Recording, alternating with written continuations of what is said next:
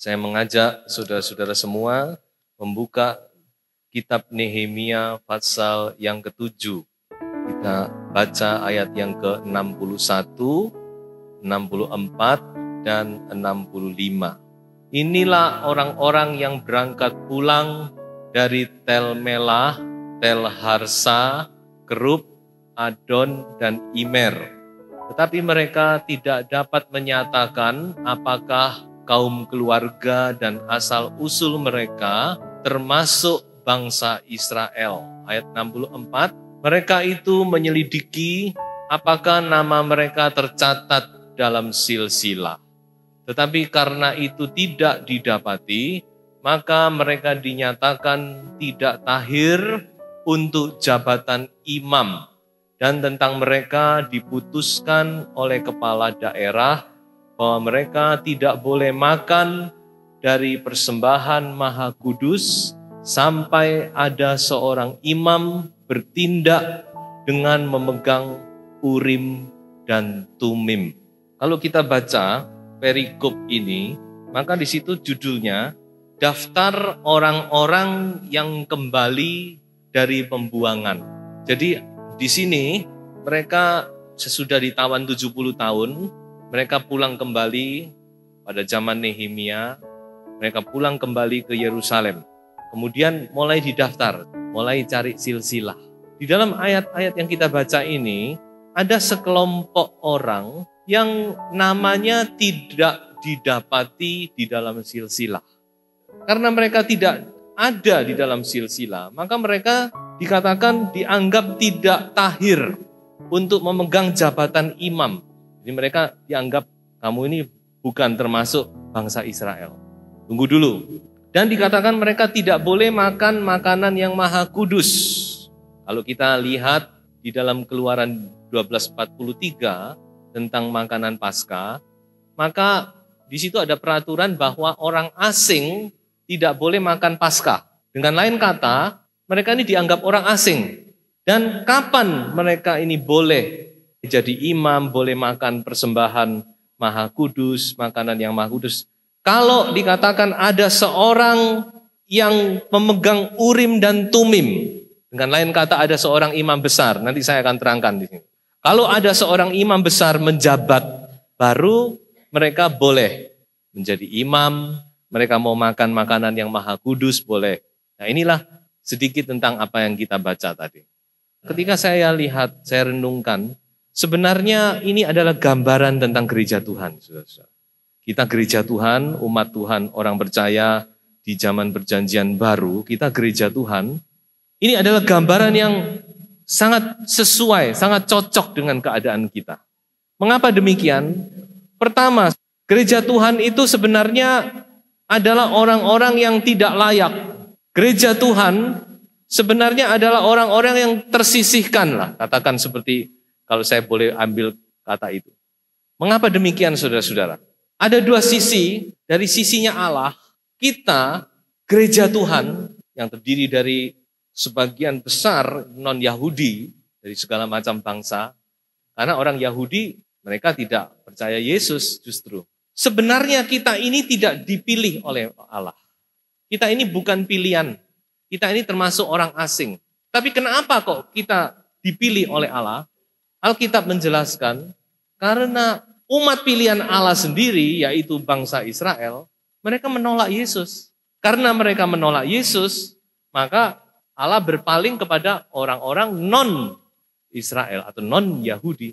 So itu dikatakan di dalam kitab Roma, ada satu nubuatan disitir di situ, di dalam Roma 10 ayat 19 dan 20, dikatakan yang bukan umat, disebut umat sekarang. Yang bukan umat itu siapa? Ya kita ini bukan umat. Yang tidak mencari aku, kata firman Tuhan, yang tidak menanyakan aku, justru aku menyatakan diri kepada mereka. Nah itulah kita, saudara-saudara, gereja Tuhan. Paulus banyak berbicara tentang ini, terutama kalau saudara mau melihat lebih dalam, saudara bisa membaca di dalam kitab Roma pasal 10 dan pasal 11. Paulus di situ berbicara tentang pilihan Allah. Di Allah ini sebenarnya pilihannya pertama itu bangsa Israel. Keturunan Abraham secara daging. Tapi karena mereka menolak Yesus, Mereka menolak Mesias yang dijanjikan, maka Allah beralih sekarang. Kita yang sebenarnya tidak mendapat bagian, dikatakan kita ini seperti tunas liar, Paulus memakai kata tunas liar, kita dicangkokkan kepada pohon zaitun yang asli. Itulah keadaan kita sebenarnya. Makanya Nehemia tadi gambaran yang tepat, saudara. Ya, coba kita baca satu ayat sekarang. Efesus pasal 2 ayat 12. Inilah keadaan saudara dan saya sebenarnya. Waktu itu, sebelum kita percaya Yesus Kristus, sebelum kita diselamatkan oleh Tuhan, kamu tanpa Kristus, tidak termasuk wargaan Israel, dan tidak mendapat bagian dalam ketentuan-ketentuan yang dijanjikan, tanpa pengharapan dan tanpa Allah di dalam dunia. Saudara bayangkan kalau kita ini hidup tanpa pegangan. Kalau bukan kasih karunia Tuhan memilih kita ini hidup di dunia ini, coba saudara, tanpa pengharapan, tanpa Allah. Nah inilah sebenarnya keadaan kita, saudara-saudara. Ya. Nah saudara, ada satu perumpamaan di dalam Lukas pasal 14, mulai ayat 15 sampai ayat 24. Itu perumpamaan yang paling gamblang. Diceritakan di situ ada seorang yang mengadakan pesta. Pertama dia mengundang undangan-undangannya. Ada orang ini, pokok undangan-undangan ya, setiap orang pesta tentu punya undangan, teman-temannya diundang semua ya. Orang-orang yang memang qualified ya, yang memenuhi syarat undangan, diundang semua. Tapi kenyataannya saudara-saudara, orang-orang yang diundang ini mereka justru menolak, mereka meremehkan undangan dari pembuat pesta ini, saudara-saudara. Maka pembuat pesta ini marah dikatakan. Lalu dia suruh orang, ayo kamu pergi, cari semua orang-orang yang tidak diundang sekarang masuk mereka. Dikatakan ada orang-orang miskin, orang-orang cacat, orang-orang buta, orang-orang lumpuh. Sekarang diundang masuk. Dia bilang karena tempat pestaku ini harus penuh. Nah inilah gambaran kita. Orang Yahudi, bangsa Israel itu bangsa yang luar biasa. Tetapi mereka menolak Mesias. Maka kita yang tadinya bukan umat, kita yang tadinya asing, tidak mendapat bagian di dalam janji-janji Allah. Seperti waktu Allah berkata kepada perempuan Kanaan, tidak layak roti itu diberikan kepada anjing. Itu keadaan orang non-Yahudi. Tapi kita dipilih oleh Allah. Akhirnya kita diundang dan kita masuk. Nah saudara, ada satu pesan yang perlu kita perhatikan. Coba kita baca di dalam Roma pasal 11 ayat 20 sampai ayat 22. Sehubungan dari sisi Allah ini dikatakan demikian saudara-saudara. Mereka dipatahkan karena ketidakpercayaan mereka dan kamu tegak tercacak karena iman. Janganlah kamu sombong, tetapi takutlah. Sebab kalau Allah tidak menyayangkan cabang-cabang asli, Ia juga tidak akan menyayangkan kamu. Sebab itu perhatikanlah kemurahan Allah dan juga kekerasannya. Yaitu kekerasan atas orang-orang yang telah jatuh, tetapi atas kamu kemurahannya. Yaitu jika kamu tetap dalam kemurahannya, jika tidak, kamu pun akan dipotong juga. Jadi kita harus mengerti, kita harus punya hati yang takut kepada Tuhan. Bangsa Israel itu seperti anaknya Tuhan, anak emasnya Tuhan. Tapi Tuhan tidak segan-segan buang mereka. Karena mereka tidak percaya, tidak bertobat.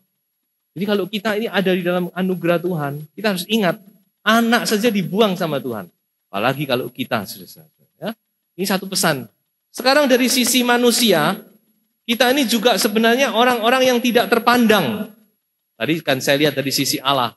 Dari sisi Allah kita bukan umat pilihan. Sekarang dari sisi manusia, saya mengamati, saya melihat saudara-saudara, justru orang-orang yang tidak terpandang, yang dianggap rendah oleh dunia, itu yang dipilih oleh Allah.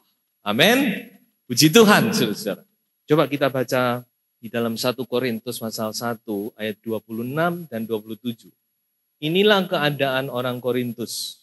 Ingat saja saudara-saudara, bagaimana keadaan kamu ketika kamu dipanggil.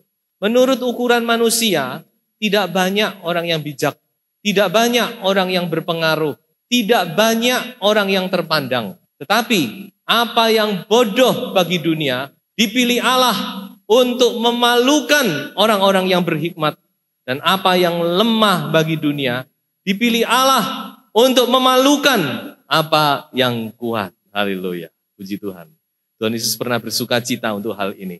Dia bersuka cita, Tuhan, Engkau menyatakan Tuhan pilihanmu justru kepada orang yang lemah. Dia bersuka cita. Ini dari sisi manusia. Coba kalau kita lihat sebentar latar belakang kita. Sudah banyak latar belakang kita yang banyak kekurangan, saudara-saudara. Di dalam 1 Samuel 22 ayat 2, di situ ada satu gambaran yang indah tentang pengikut-pengikut Daud, berhimpunlah juga kepadanya setiap orang yang dalam kesukaran, setiap orang yang dikejar-kejar tukang piutang, setiap orang yang sakit hati, maka ia menjadi pemimpin mereka. Bersama-sama dengan dia ada kira-kira 400 orang. Inilah pengikut Daud yang mula-mula. Dikatakan banyak orang-orang yang disisihkan oleh masyarakat, yang tidak mendapat tempat di masyarakat, yang dipandang sebelah mata oleh masyarakat. Justru mereka yang bergabung kepada Daud. Dan dikatakan Daud menjadi pemimpin mereka. Tetapi ingat satu hal, orang-orang ini dijadikan pasukan yang gagah berani oleh Daud, dibentuk oleh Daud, ditempa, dibina oleh Daud, sehingga mereka menjadi pasukan yang luar biasa, yang mendukung Daud dalam pertempuran, bahkan sampai Daud menjadi raja. Jadi dengan lain kata, ada perubahan. Ini yang saya mau tekankan. Saudara punya masalah, cari Tuhan, tidak apa-apa. Tetapi harus berubah. Ini yang penting. Harus ada perubahan, saudara. Daud membentuk, sebagai pemimpin dia membentuk mereka. Membina mereka. Sehingga mereka menjadi pasukan yang gagah berani. Seperti orang Korintus. Waktu belum dipanggil, waktu belum percaya Tuhan, banyak yang tidak dipandang, yang macam-macam. Apa tadi itu, saudara? Ya. Tetapi dikatakan, sekarang mereka menjadi orang-orang yang baik. Harus ada perubahan. Jangan, saudara, masuk gereja tidak ada perubahan.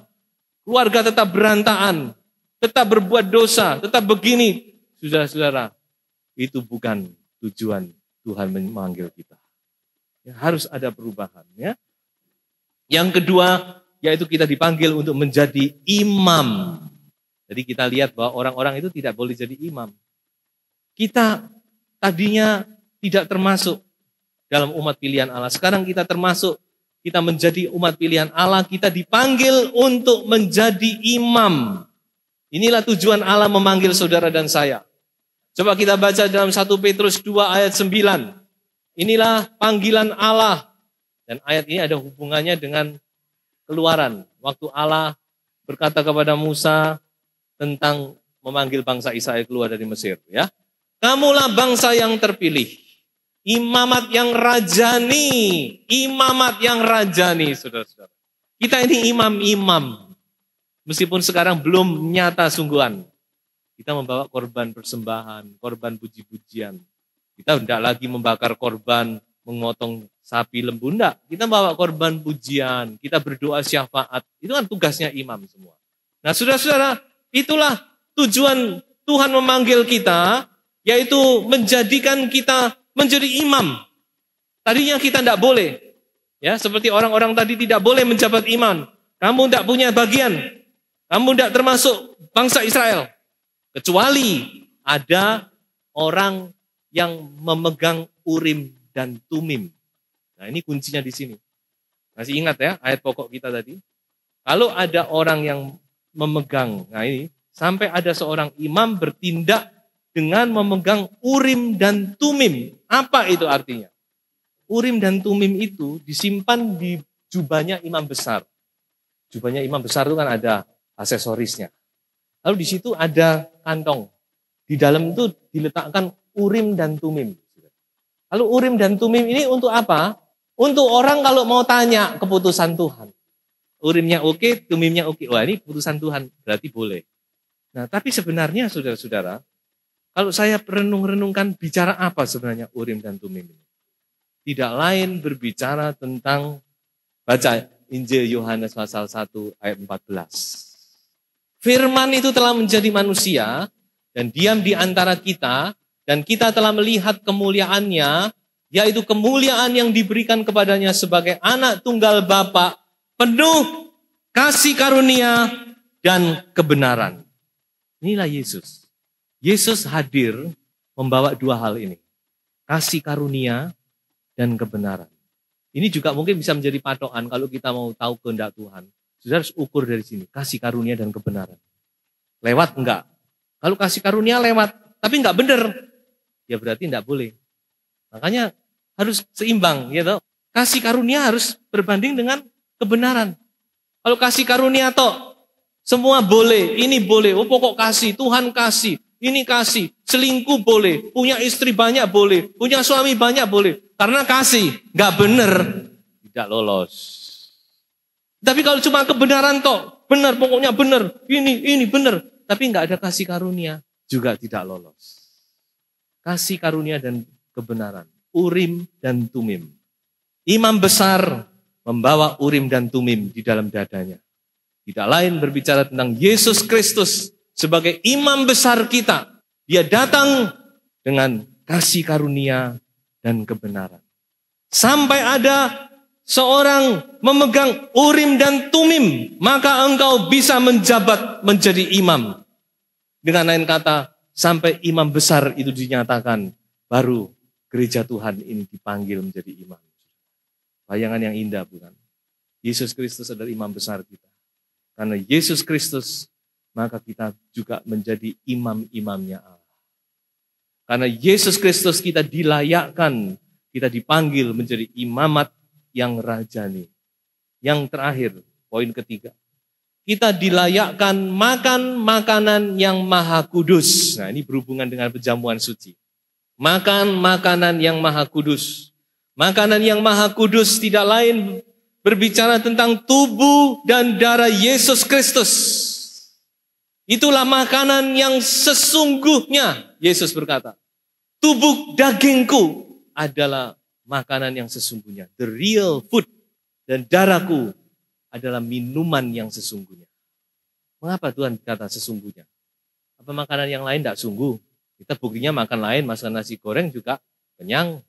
Tetapi sesungguhnya di sini berbicara tentang inilah makanan yang sebenar-benarnya diperlukan oleh umat manusia, saudara-saudara. Kita makan makanan secara jasmani, itu perlu bagi daging kita. Tapi itu tidak membawa kehidupan yang kekal. Tetapi tubuh dan darah Yesus di dalamnya mengandung kehidupan yang kekal. Inilah makanan yang maha kudus. Yang ditulis di dalam Nehemia pasal 7 tadi. Tidak boleh orang-orang yang disisihkan ini makan makanan yang maha kudus. Sampai ada orang yang memegang Urim dan Tumim. Oleh anugerah Tuhan Yesus Kristus. Kita boleh makan tubuh dan darah Yesus. Kita dilayakkan. Sebab itu kita harus berlayak. Ya, kalau ada dosa akui bertobat. Kita bukan memenuhi kewajiban agama di sini. Tetapi kita percaya karena iman. Maka kita bersatu dengan tubuh dan darah Yesus Kristus. Dan di dalamnya kita menerima kehidupan yang kekal. Dan ini adalah anugerah yang luar biasa. Ada satu gambaran di dalam Alkitab tentang hal ini. Yaitu tentang ceritanya Daud dan Mephiboset. Saudara baca dalam 2 Samuel pasal 9. Mephiboset itu adalah anaknya Yonatan, cucunya Saul. Dan kita tahu bahwa Saul ini adalah musuhnya Daud. Apa yang dikatakan tentang Alkitab tentang Daud dan Mephiboset ini? Mephiboset ini timpang, saudara. Daud mencari Mephiboset. Ada enggak keturunannya Yonatan yang masih hidup? Memang pertama takut, wah jangan-jangan Daud membalas dendam. Ternyata tidak. Daud rangkul Mephiboset, ayo kamu datang ke istana. Ayo makan bersama-sama dengan aku sehidangan. Coba kita baca. 2 Samuel 9 ayat 11 dan ayat yang ke-13. Berkatalah Siba kepada raja, hambamu ini akan melakukan tepat seperti yang diperintahkan Tuanku raja kepadanya. Dan Mephiboset makan sehidangan dengan Daud sebagai salah seorang anak raja. Ayat 13. Demikianlah Mephiboset diam di Yerusalem, sebab ia tetap makan sehidangan dengan raja, adapun kedua kakinya timpang. Di dalam 2 Samuel pasal 5 ayat 8. Karena waktu dia mau merebut Yerusalem, dia dihina oleh orang-orang waktu itu penduduk Yerusalem, orang Yebus namanya. Oh, kamu mau ke sini? Tidak usah aku kirim pasukan. Cukup orang-orang timpang menghalau kamu tidak akan bisa menjatuhkan Yerusalem. Karena Daud mendengar dihina itu, sejak hari itu dikatakan dia mempunyai benci. Bukan karena apa ya, mungkin karena dia panas atau gimana. Dikatakan dia benci sama orang timpang dan dia berkata, pokok orang timpang, orang buta tidak boleh masuk ke rumahku. Itu nazar Daud. Tetapi sudah lihat di dalam ayat tadi, Mephiboset yang timpang, ayo makan sehidangan. Dia dijadikan seperti anaknya, dia diangkat. Inilah gambaran saudara dan saya. Sebenarnya kita ini tidak layak, saudara. Siapa saudara? Siapa saya? Tetapi Tuhan rangkul kita. Kita mendapat bagian di dalam makanan yang maha kudus. Saudara, kuduskan dirimu. Kalau ada salah dosa, tinggalkan. Baliklah kepada Tuhan. Maka engkau pasti akan menerima anugerah. Mari datang kepada Tuhan. Tuhan mengundang kita, saudara-saudara. Ya, kita yang sebenarnya tidak berlayak, kita diundang oleh Tuhan. Daud mengingkari janjinya sendiri karena cintanya kepada Mephiboset. Tuhan mengangkat kita ini seolah-olah Tuhan ini seperti melawan janjinya sendiri, tapi karena cintanya kepada saudara dan saya, dia mengajak kita, saudara-saudara. Haleluya.